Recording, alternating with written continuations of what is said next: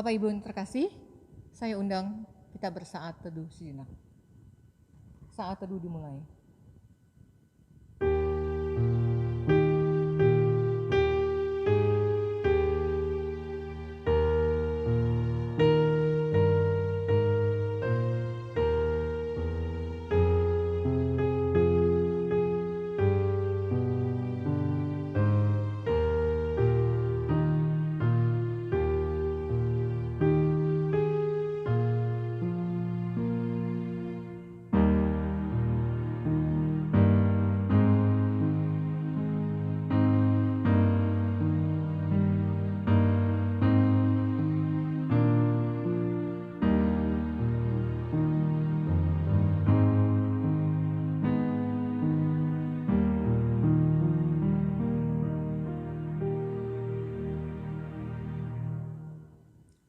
Bapak Ibu yang terkasih, saya undang untuk bangkit berdiri.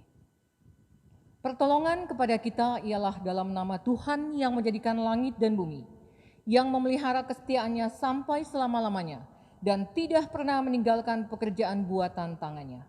Kasih karunia dan damai sejahtera dari Allah Bapa kita, dan dari Tuhan Yesus Kristus menyertai kita. Amin.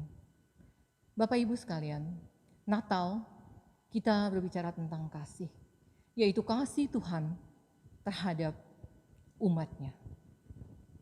Kita akan menyanyikan satu lagu, Betapa Besar Kasih-Mu Allahku.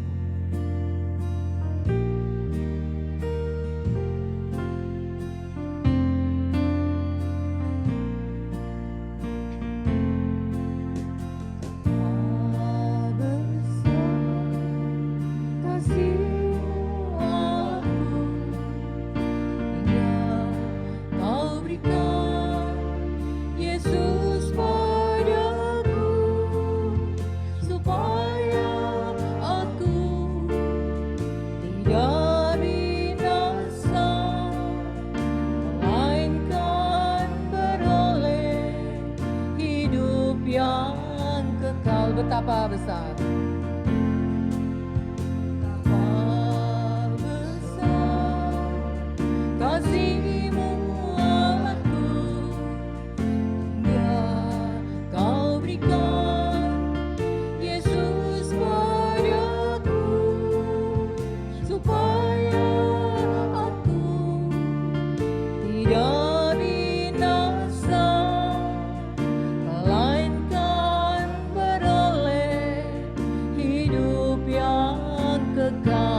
sembah Kau,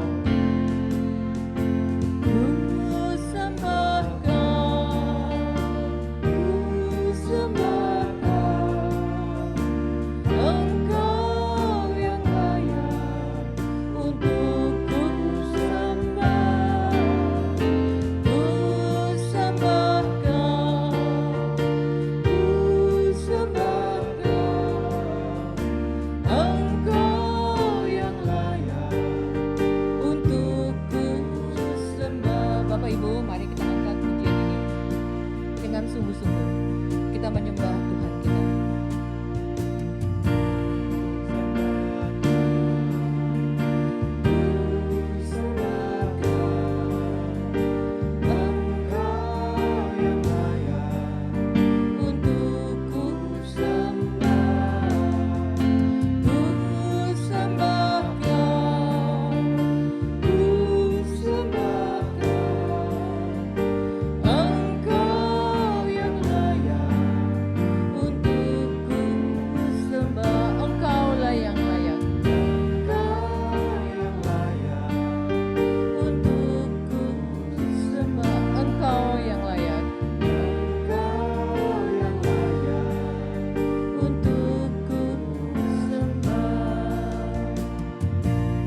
Pembukaan akan dipimpin oleh Pak Yongki.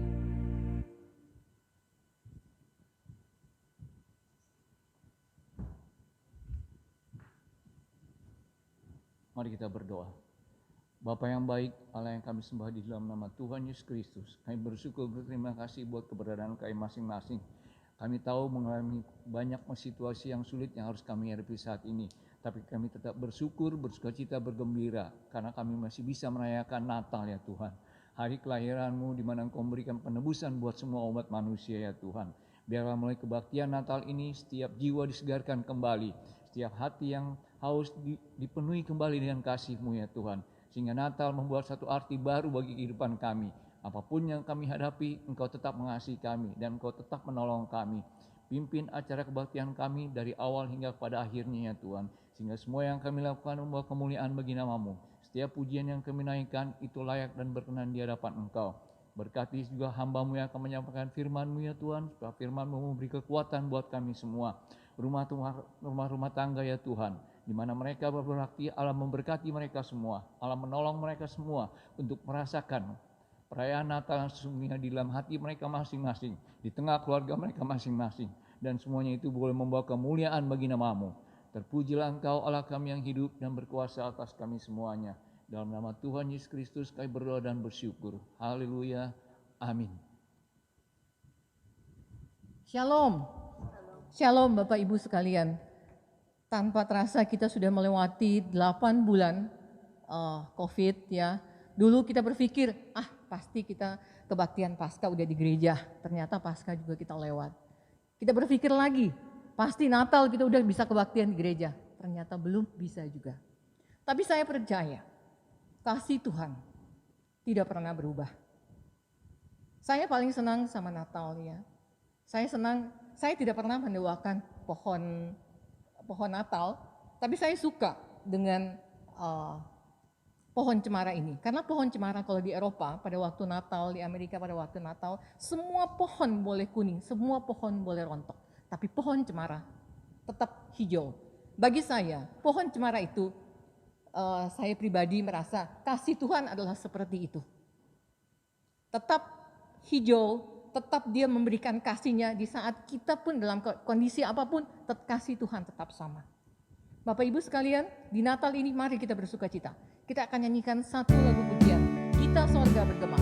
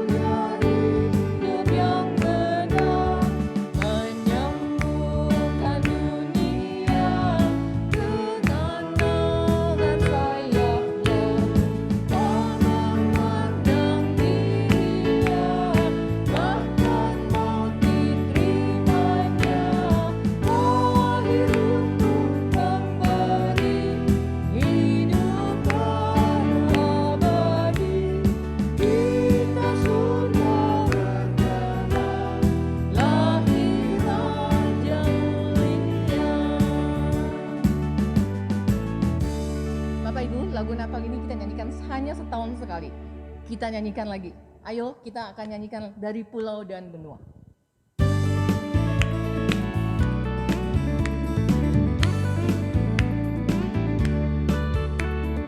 Dari pulau dan benua terdengar selalu terus lagu pujian semua bagi nama penebus. Oh, oh, oh, oh.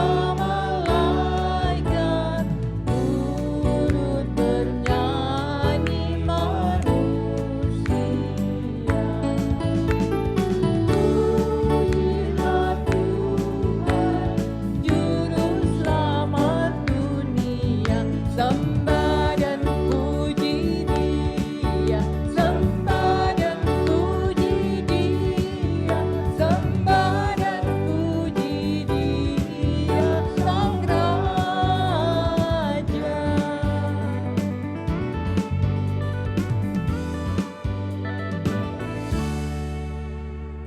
Terima kasih Bapak Ibu sekalian.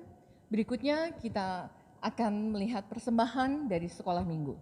Lukas 2 ayat 14. Kemuliaan bagi Allah di tempat yang maha tinggi dan damai sejahtera di bumi di antara manusia yang berkenan kepadanya.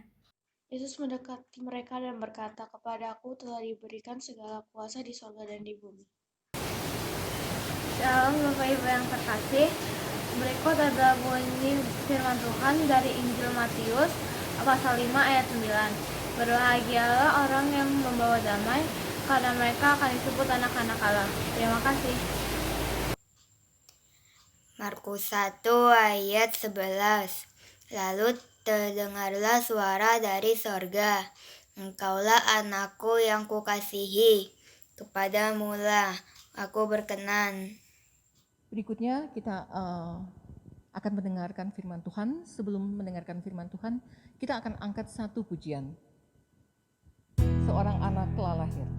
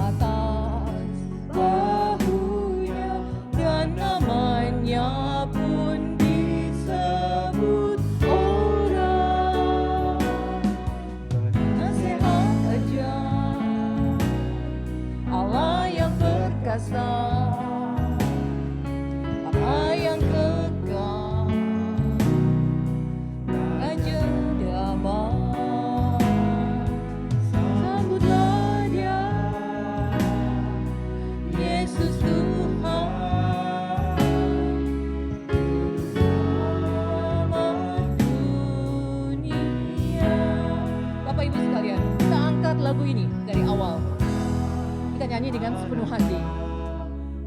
Yesus lahir ke dunia, diberikan untuk kita.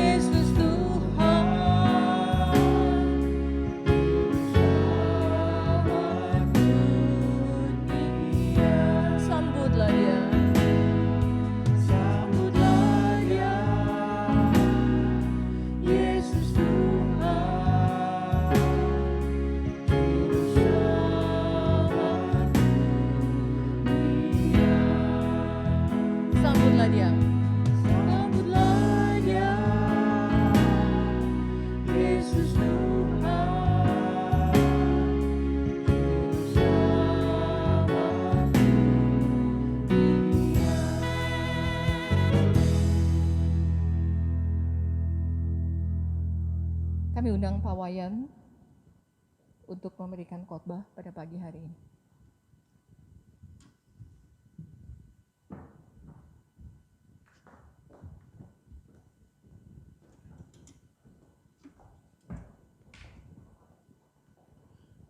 Mari kita berdoa. Karena kasih karunia-Mu, kami kembali dilawat dengan firman Tuhan dalam momen Natal yang indah ini. Kami mohon Roh Kudus-Mu boleh mencerahi pikiran dan hati kami, sehingga setiap perkataan-perkataan Tuhan itu boleh menjadi penghayatan dan perenungan, sehingga pada akhirnya boleh membawa kesukaan besar dalam hati kami.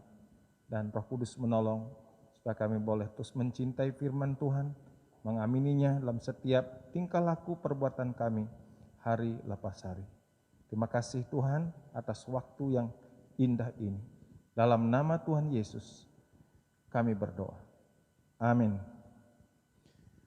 Ya, salam Bapak Ibu, Saudara sekalian yang dikasihi oleh Tuhan Yesus Kristus. Kita sangat mengucap syukur kembali di tahun ini kita diberikan kesempatan yang luar biasa untuk bernatal, sekalipun di tengah-tengah tekanan pandemi corona ini yang belum berakhir, bahkan sekarang masuk gelombang yang kedua.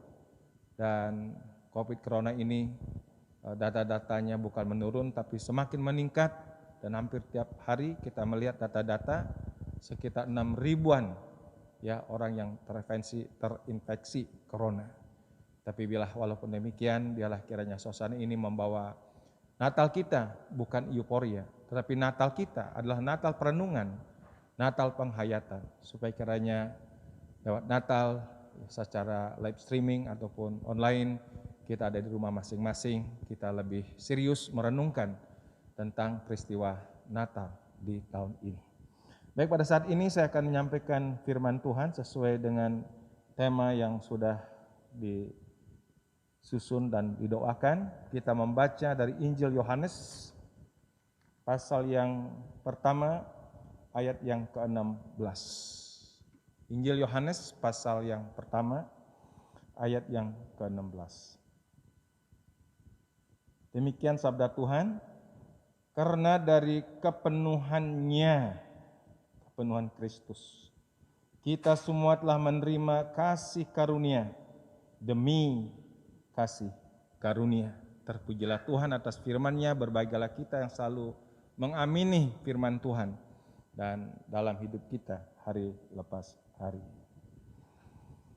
Ya, tema kita hari ini adalah Grace for Grace, kasih karunia demi kasih karunia. Saudara, kita sudah tidak asing lagi dengan kata-kata kasih karunia atau anugerahnya.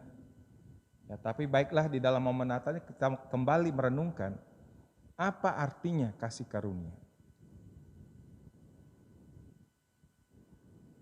Apa artinya kasih karunia?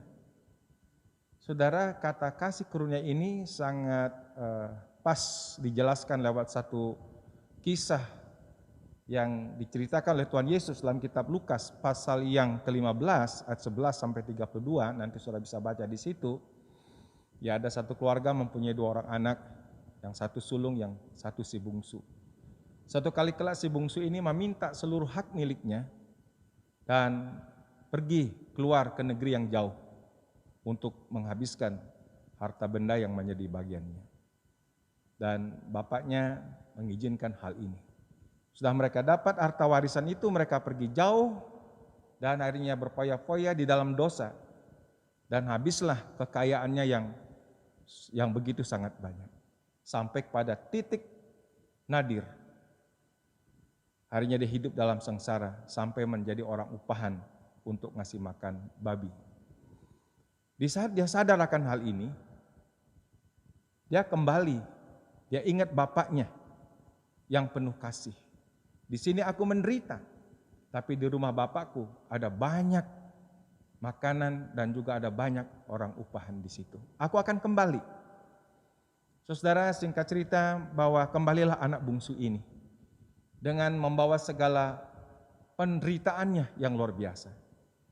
Saudara, apa yang terjadi pada waktu dia sudah mendekati rumahnya, ya memang bapaknya ini rindu di dalam kasihnya kepada anak bungsunya ini.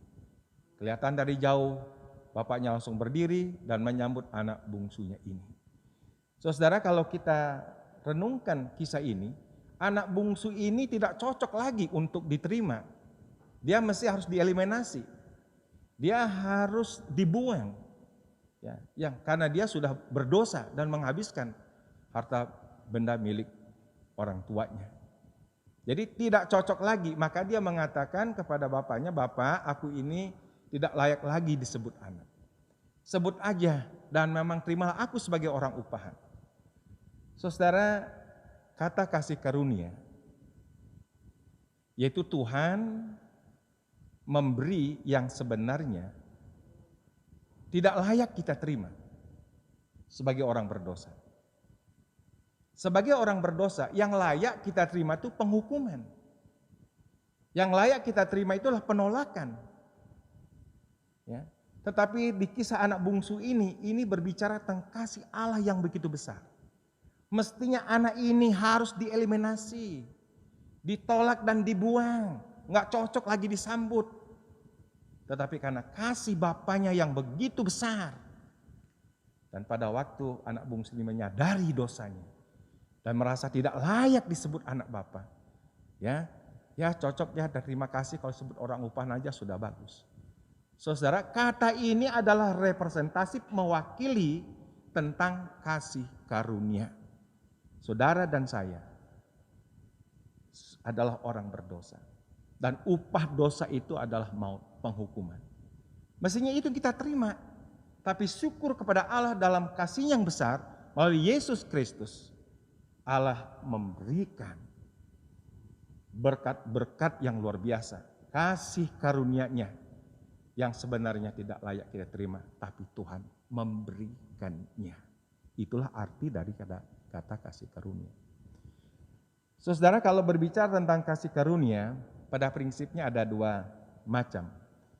Pertama adalah kasih karunia secara umum, universal grace. Ya. Dalam universal grace, kasih karunia umum ini, ya, kita pun telah menerima berkat sadar tidak sadar akan pemeliharaan Tuhan.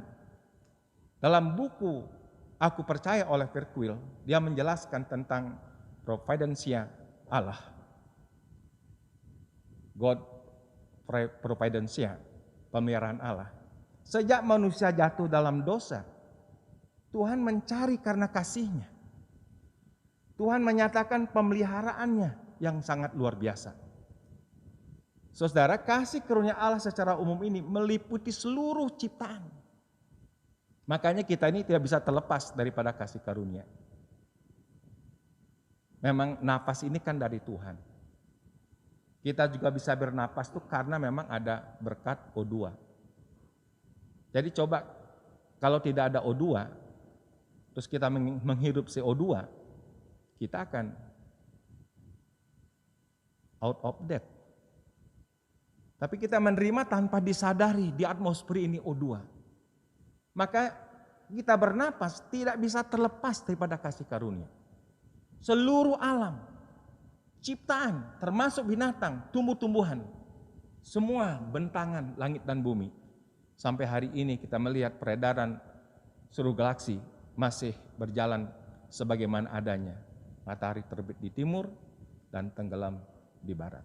Ini berbicara tentang pemeliharaan Tuhan. Ini disebut dengan kasih karunia secara umum kepada dunia ini. Dan kita merasakannya siang dan malam pada waktu kita tidur ataupun kita melek. Kita tidak bisa terlepas daripada kasih karunia. Karena itulah dikatakan di dalam Kristus ada kepenuhan kasih karunia. Sehingga kita boleh menerima berkat kasih karunia demi kasih karunia. Malam menyampaikannya pada malam, siang menyampaikannya itu pada siang. Sehingga pada hari ini kita boleh ada sebagaimana kita ada dengan segala berkat-berkat Tuhan. Tidak bisa dilepaskan daripada kasih karunia. Makanya ada satu lagu. Semua karena anugerahnya. Bila aku dapat itu karenanya. Bila aku punya semua daripadanya. Semua karena anugerahnya.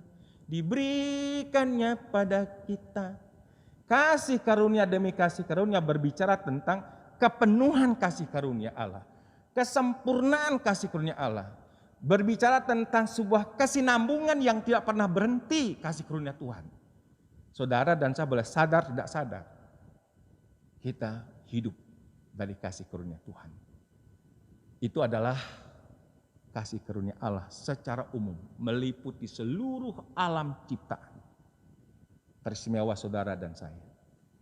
Yang kedua ada kasih karunia secara khusus. Special grace. Ini berbicara tentang janji Allah ketika manusia jatuh dalam dosa. Allah sudah membuat sebuah janji. Janji penebusan. Ular itu akan mematuk kaki manusia, tetapi perempuan akan melahirkan seorang penebus. Sudah dijanjikan. Dan janji penebusan dipelihara oleh Tuhan dari generasi ke generasi, dari zaman ke zaman sampai penggenapannya. Yesus Kristus Sang Penebus, Juru Selamat lahir di sebuah kandang di Bethlehem dan terus menjalankan kesempurnaan karya keselamatannya. Dia menderita sengsara sampai mati di kayu salib untuk menebus kita orang-orang berdosa. Saudara, ini berkat yang luar biasa. Inilah sebenarnya inti atau benang merah pemberitaan firman Tuhan. Bahwa Yesus datang menjadi kasih karunia yang kekal, yang komplit di dalam dirinya. Di manakah kita akan menerima berkat pengampunan dosa? Bisa dengan emas dan perak? Bisa dengan seluruh harta benda? Bisa dengan pengetahuan kita yang pintar? Bisa dengan segala harta kekayaan kita? Tidak bisa. Dan bahkan dengan amal, regulasi, perbuatan agama kita tidak bisa menghapus dosa. Dari mana kita mendapat pengampunan dosa? Hanya di dalam Yesus Kristus. Tidak ada pengampunan dosa tanpa penumpahan darah. Dan darah itu bukan darah binatang, lembu, domba, atau darah kita. Kita semua sudah berdosa. Harus darah yang suci. Satu-satunya darah suci yang mengalir, yaitulah darah Yesus Kristus. Disitulah kita mendapatkan kepastian pengampunan dosa.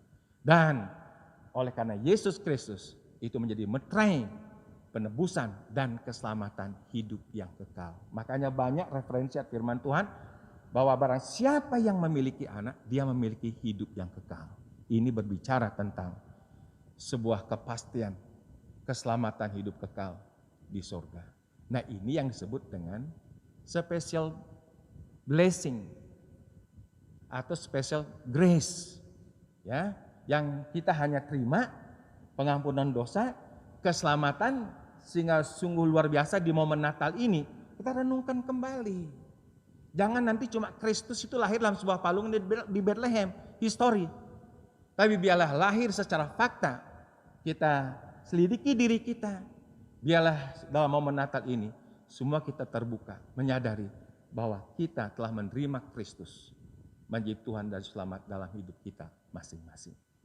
Saudara, ini penting sekali. Biarlah di momen Natal ini saya mengajak, pastikan setiap kita sudah menerima Yesus. Kalau seandainya kita tidak pasti Kristus ada dalam hati kita, pasti kita orang percaya, orang Kristen, tidak akan tahan uji. 2 Korintus pasal 13 yang kelima. Ya, jadi makanya biarlah dalam momen Natal ini, ya, lewat special grace, ya, anugerah yang istimewa yang tidak bisa kita terima di luar Yesus. Dan di dalam momen Natal ini kita boleh diteguhkan kembali. Saudara, kalau seandainya memang kita tidak bisa terlepas daripada kasih karunia, kita ingin melepas pun daripada kasih karunia tidak bisa. Sekalipun mungkin ateis tidak percaya, dia menerima kasih karunia, pemeliharaan, providensia daripada Tuhan. Dia menyangkal tentang kasih karunia, boleh, tapi Tuhan tetap memeliharanya. Dan lebih-lebih kita sebagai orang percaya kepada Tuhan, wah betapa indahnya, sempurna kita mendapat, kita boleh menerima universal grace, kita juga menerima special grace di dalam Yesus Kristus. Nah, kalau kita sadar akan hal ini, mari kita hidup rendah hati. Karena apa yang memang kita terima, apa yang kita bisa, semua daripada kasih karunia-Nya. Kalau begitu, apa yang perlu kita sombongkan? Jangan kita sombong karena memang kita bisa, kita punya. Ya, biarlah kita boleh semakin rendah hati. Kalau kita bisa bertumbuh, menjadi dewasa, boleh lulus kuliah, bisa kerja, dapat gaji banyak, jangan sombong. Semua itu kasih karunia. dapat kasih banyak, dapat teman hidup yang baik, bisa berkeluarga suami istri. Jangan sombong karena istri, jangan sombong karena suami. Semua kasih karunia. Terus kita bisa bergerak sehat, berprestasi, semakin limpah berkat. Ada punya rumah, punya investasi. Waduh, kaya raya. Jangan sombong.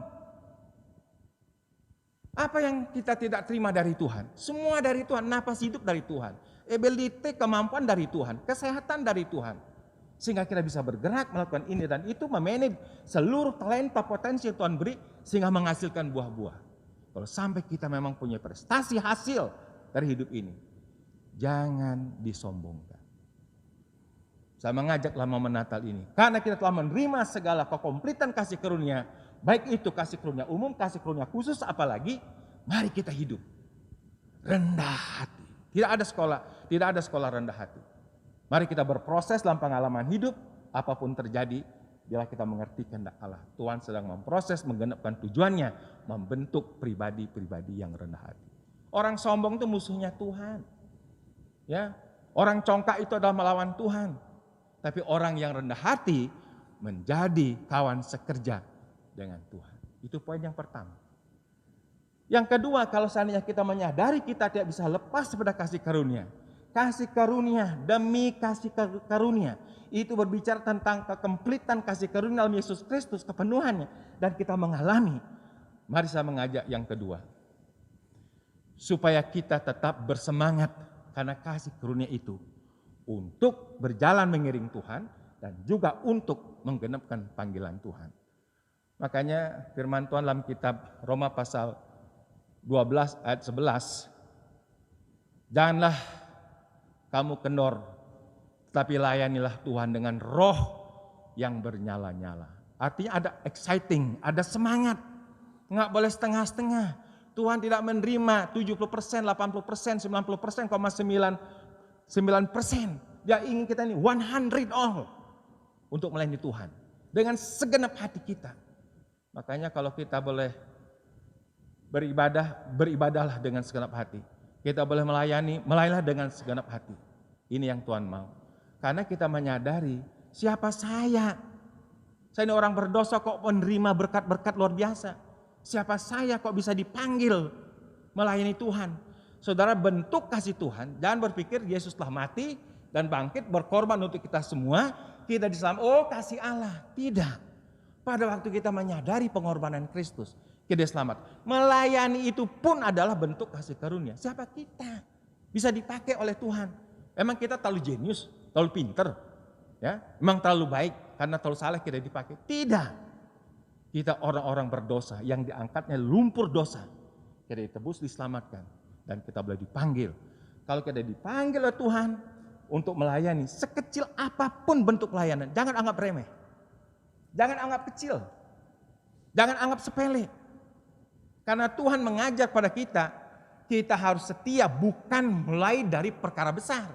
Mulai dari perkara yang sangat sederhana, yang paling kecil. Kita harus setia.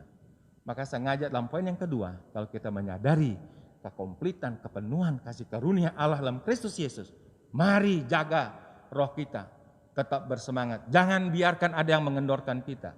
Kita harus semangat, ada aja mungkin orang-orang melemahkan kita, menyampaikan kata-kata yang memahitkan, menyampaikan kata-kata yang menyakitkan. Mari kalau kita menyadari kasih karunia, jangan biarkan perkataan-perkataan ini masuk ke pikiran kita, ke hati kita. Lepaskan pengampunan. Supaya pada waktu kita mungkin mengalami benturan, kita sudah memberikan yang the best, yang terbaik, orang sepelein kita. Kita mungkin tidak dihargai.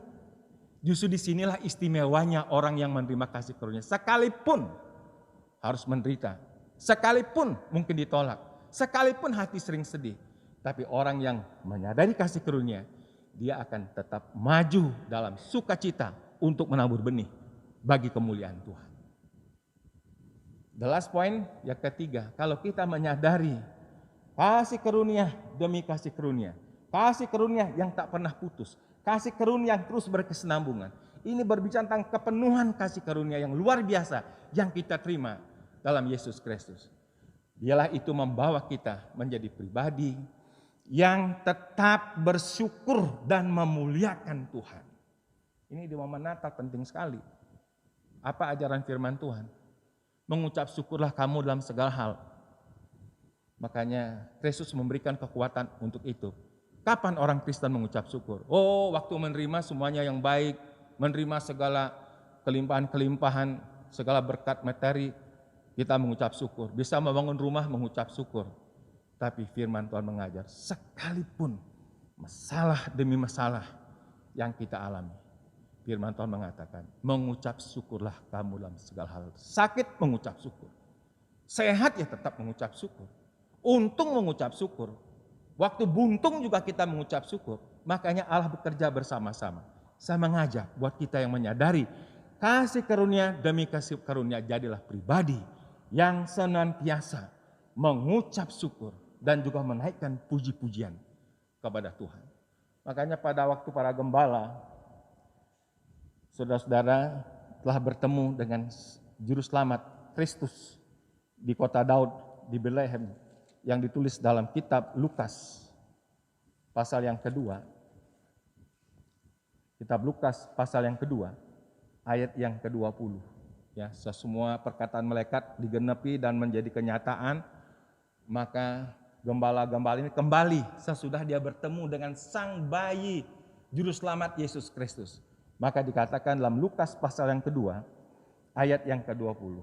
Maka kembalilah gembala-gembala itu sambil memuji dan memuliakan Allah karena segala sesuatu yang mereka dengar dan mereka lihat, semuanya sesuai dengan apa yang telah dikatakan kepada mereka. Waktu mereka datang meninggalkan padang Efrata menuju Betlehem, hati mereka mungkin penuh dengan masalah-masalah.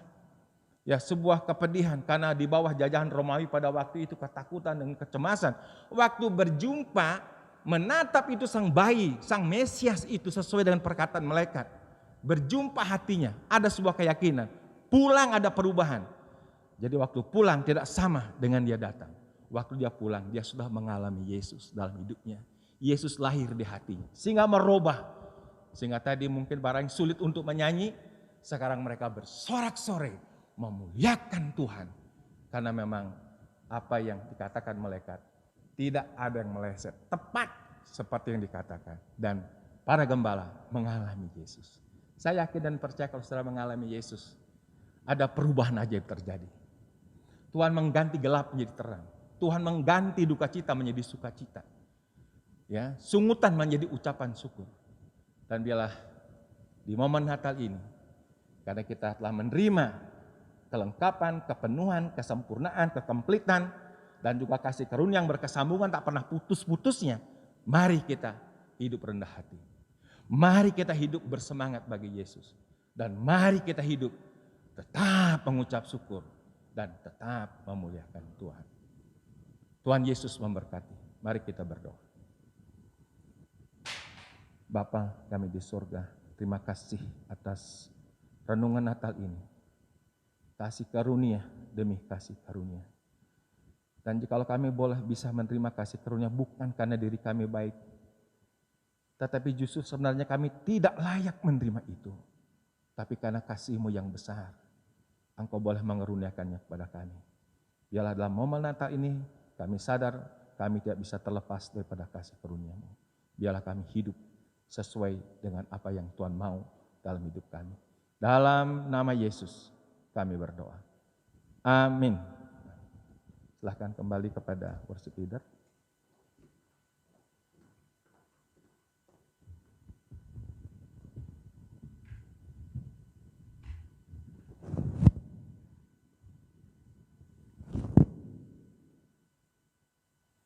Terima kasih kepada Pak Wayan, kiranya pelayanannya semakin diberkati.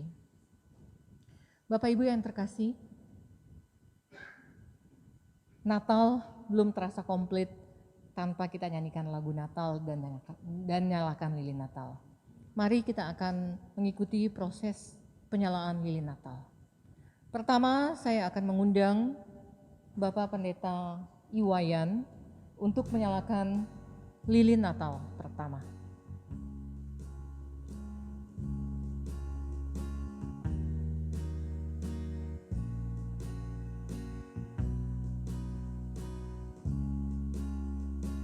Berikutnya, kami mengundang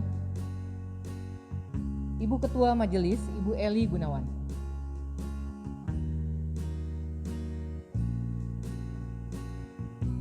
Kami undang Bapak Yongki sebagai perwakilan dari kaum pria.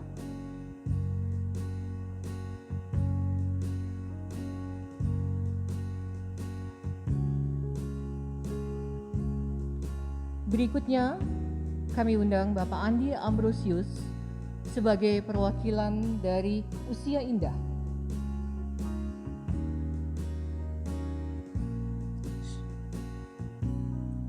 Berikutnya, kami undang Ibu Marta sebagai perwakilan dari kaum ibu.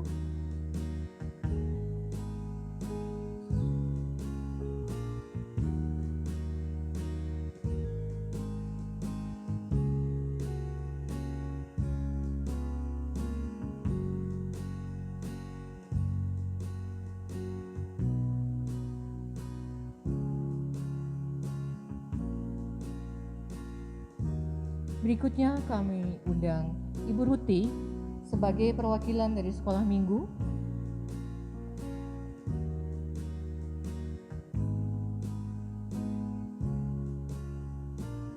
Dan yang terakhir kami undang Bapak Fendi sebagai perwakilan dari kaum muda dan remaja.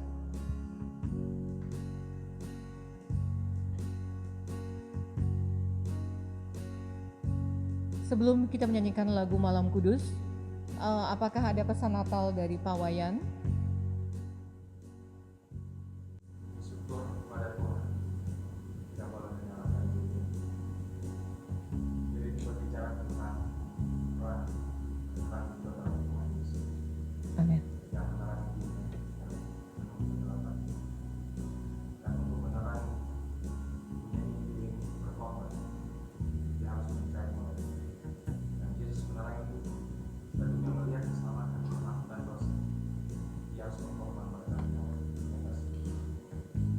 Yesus berkata, yang menerima Tuhan Yesus tidak akan terang. Biar kita mau terang dengan keluarga, dengan pergaulan, dengan masyarakat, dengan dunia yang gelap. Tuhan Yesus memberkati. Mari kita sama-sama menyanyikan lagu Malam Kudus.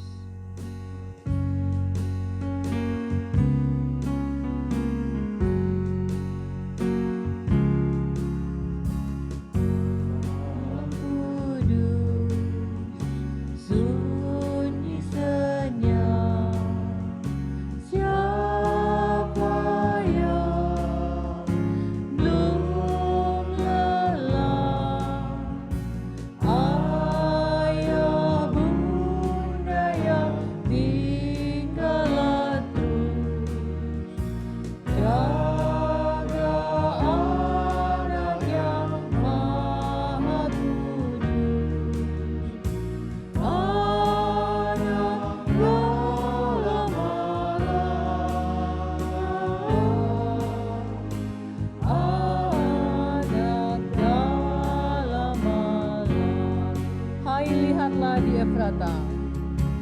Hai, lihatlah di Efrata.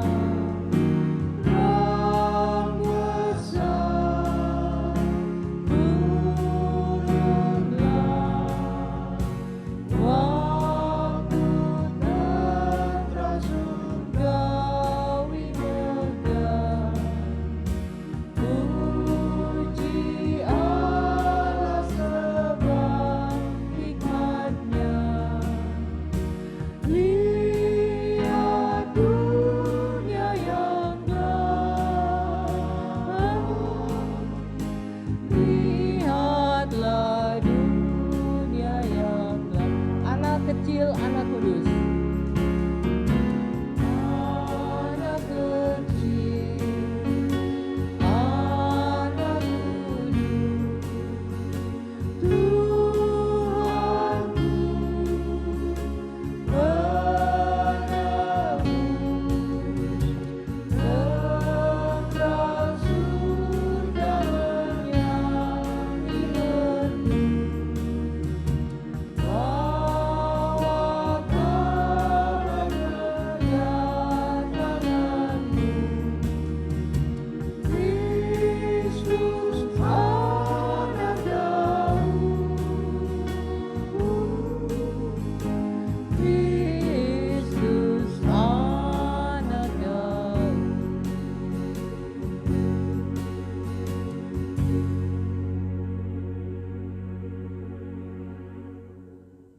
terkasih, kami persilakan untuk balik ke tempat masing-masing.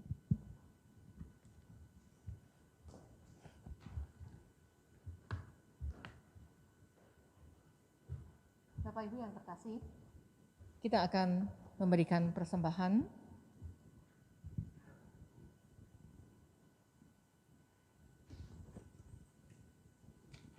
Sebelumnya saya akan bacakan satu ayat dari 2 Korintus pasal 9 ayat 7. Hendaklah masing-masing memberikan menurut kerelaan hatinya, jangan dengan sedih hati atau karena paksaan, sebab Allah mengasihi orang yang memberi dengan sukacita.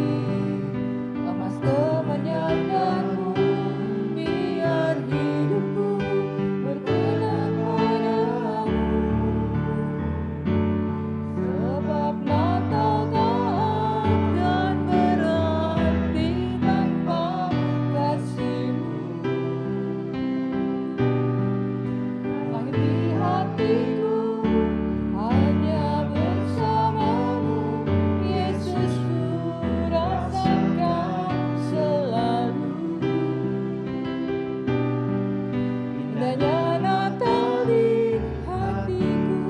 Seperti palungan,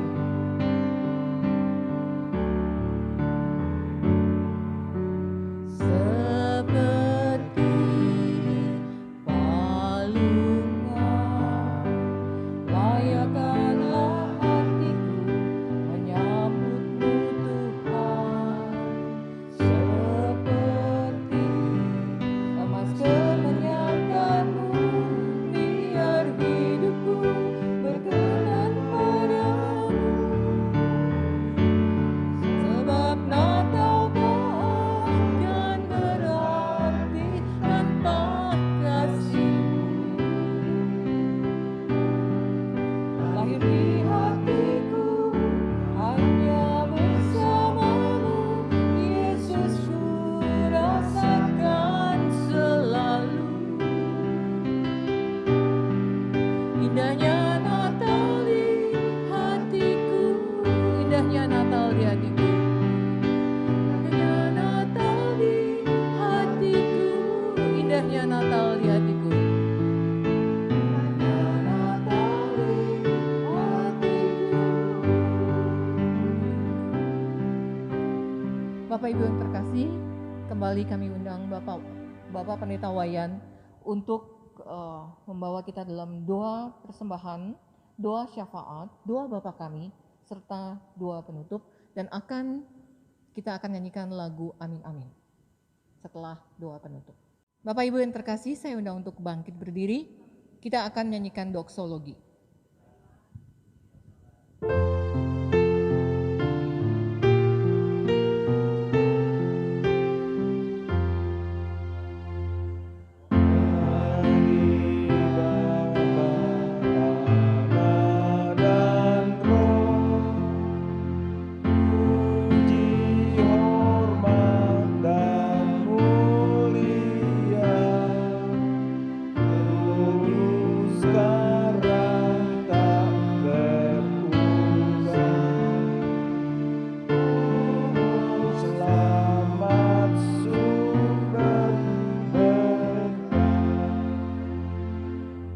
Mari kita berdoa. Kami sungguh percaya bahwa Tuhan telah memberkati kami lewat perayaan Natal di tahun ini. Biarlah kiranya Roh Kudus terus bekerja pada kami seluruh jemaat-Mu untuk mengambil dan juga memetik berkat-berkat yang luar biasa di momen Natal ini. Dan itu akan menjadi sebuah motivasi dorongan kami lebih kuat menjelang tahun yang baru nanti. Untuk kami lebih setia, lebih bersemangat di dalam kami mengiring dan juga melayani Tuhan. Dalam ibadah Natal ini pun, kami datang tidak dengan tangan yang hampa, tapi kami datang membawa segala persembahan-persembahan kami kepada Engkau. Biarlah Engkau melihat persembahan-persembahan kami memiliki sebuah kualitas seperti persembahan para majus, emas, kemenyan, dan mur, sebagai sebuah pernyataan kasih-Nya, sebagai sebuah pernyataan iman-Nya. Demikianlah kami semua jemaat-Mu memberi persembahan di momen Natal ini, karena kami telah menerima berkat kasih karunia yang tak bisa kami ganti dengan apapun juga. Biarlah semasih Tuhan berikan waktu, kesempatan, umur, kekuatan, kami boleh menyatakan itu dalam bentuk syukur kami kepada Tuhan untuk melayani Engkau. Tenaga, pemikiran, harta benda kami untuk boleh dipakai memuliakan nama Tuhan. Masing-masing kami jemaat telah memberi dengan sukacita. Kami percaya apa yang kami bawa, sebenarnya kami telah menerima lebih banyak daripada Tuhan.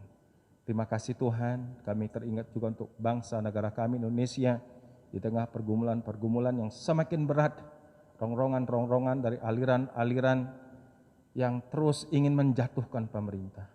Topangkan tangan-Mu untuk pemerintah kami, bangsa kami, Indonesia.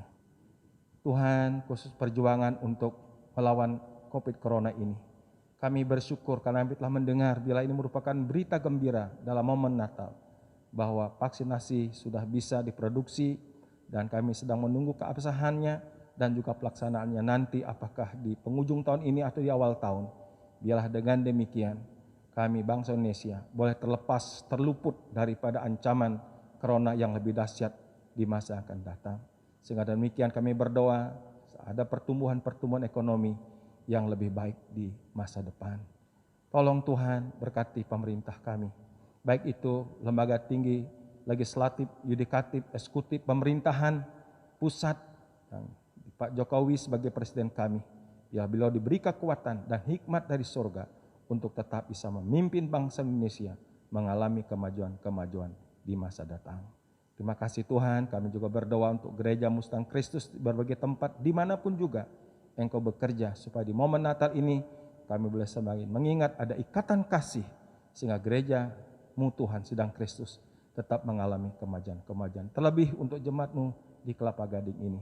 Tuhan menyertai untuk para majelis gereja, para pengurus komisi, dan juga seluruh jemaat usia indah, tua, muda, besar, kecil, laki, perempuan, dimanapun mereka berdomisili. Engkaulah Tuhan Yesus Gembala yang agung itu, boleh menyertai semua jemaat-Mu. Dan kami akan tetap memiliki antusias, tidak pesimis, tetap positif, bahwa gereja-Mu boleh mengalami kemajuan-kemajuan di masa depan. Terima kasih, inilah doa, syafaat dan doa persembahan yang boleh kami bawa dalam satu nama. Tuhan Yesus Kristus, Putra Natal itu yang mengajar doa demikian.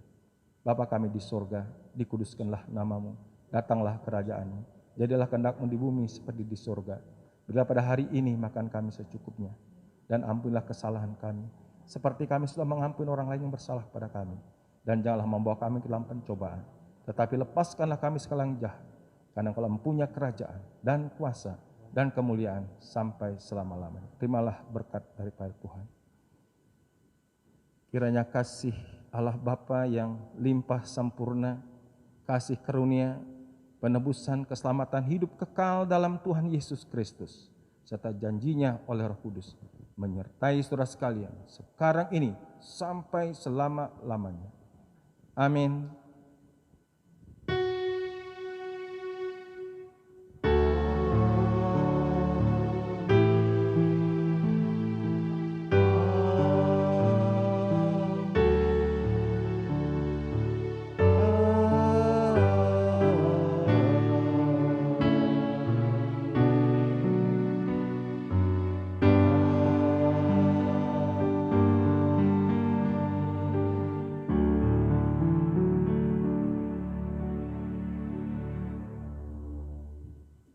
Bapak Ibu yang terkasih, sebelum kita mengakhiri kebaktian Natal kita pada malam hari ini, ada sedikit pengumuman. Pengumuman tanggal 1 Januari, kebaktian seperti biasa, kebaktian jam 9 pagi, dan ada persembahan sulung. Bapak Ibu sekalian, majelis dan para pekerja ingin mengucapkan selamat hari Natal. Kita undang para majelis, para pendeta, Pak Pendeta, untuk sama-sama kita nyanyikan lagu We Wish You Merry Christmas.